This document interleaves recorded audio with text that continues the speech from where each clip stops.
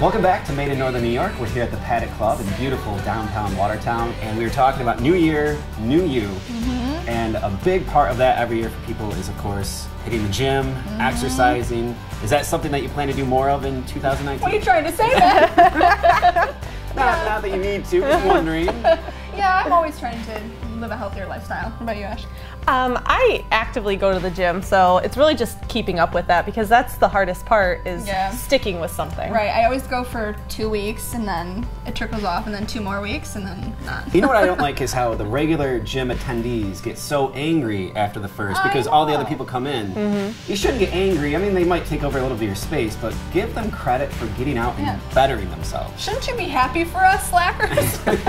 They should bring stickers, honestly, and hand them out. You get an award. You get an award. So a lot of people are trying to become healthier in the new year. So I stopped by the YMCA and talked to Michelle Graham, and we talked about not just ways to get fit, but ways to have intentions for a healthier lifestyle in 2019. Oh, great.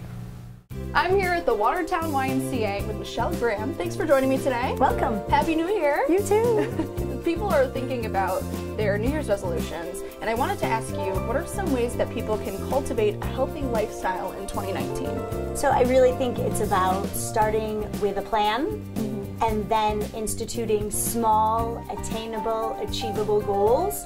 Think about changing one, perhaps, behavior, or think about what is your intent for 2019. What do you really want to accomplish throughout the year? It doesn't have to be lofty. You can't conquer the world in a day.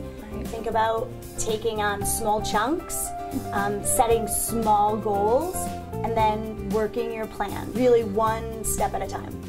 I think when people think of health and wellness, they might have a misrepresentation of what it is. So they might think, oh, I need to get fit or something like that. But what do you think health and wellness is really defined as? So it can be really different and unique for everybody, right? Yeah. So it's a pretty individual type of thing.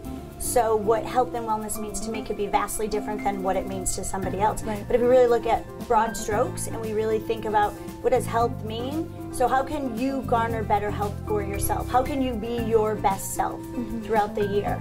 It doesn't necessarily have to mean, hey, I need to go get fit or lose 50 pounds. It could be, maybe I just want to lose 5 pounds. How can I institute a healthier lifestyle? And what can I do to really move the needle to be my best self? I think if we really look at health and wellness and we really look at it in big picture, I think that's what it really looks like, is what does that look like for you?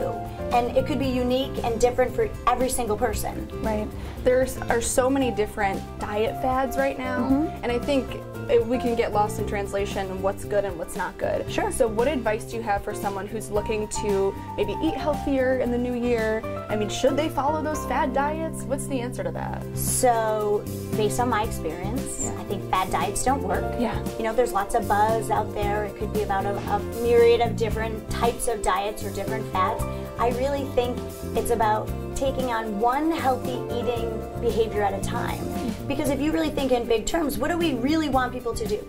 Move more and eat a little bit less. So how can you do that for yourself? What can you do to eat a little bit better throughout the day? And then if you think big terms, every day is a new beginning.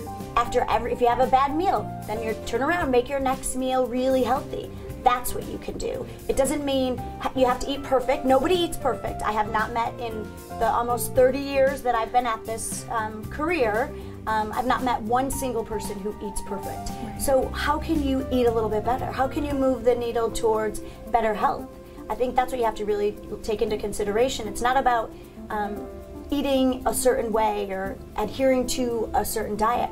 I really think it's just about eating healthy and eating a little bit better. And what can you do personally to do that? Is it drinking a little bit more water? Is it getting more fruits and vegetables in a day? It could look a little bit like that. It doesn't have to be perfect. It's just, how can we get a little bit better? Right.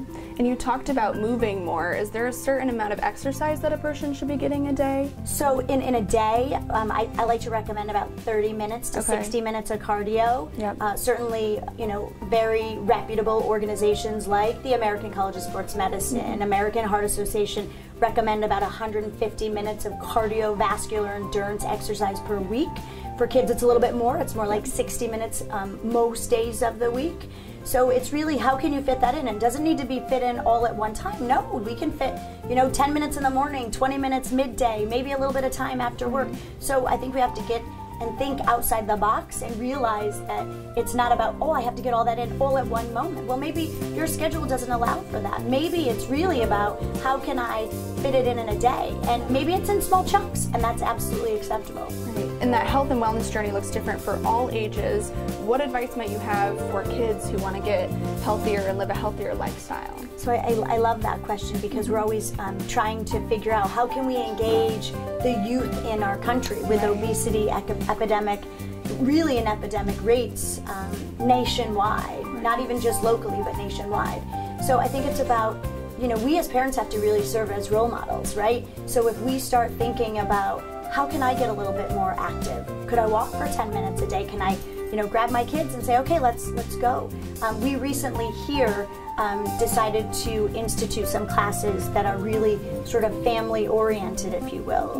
We recently started a family yoga class, and it's just a start. So if we can figure out of the box ways to get kids excited about just moving, I think that's really hitting the nail on the head.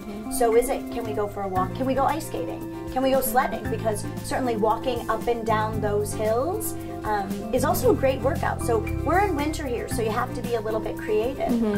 Certainly, there's things that we can do locally to think outside the box. Maybe it's going to the nature center and, on Wellesley Island and going for, a winter hike.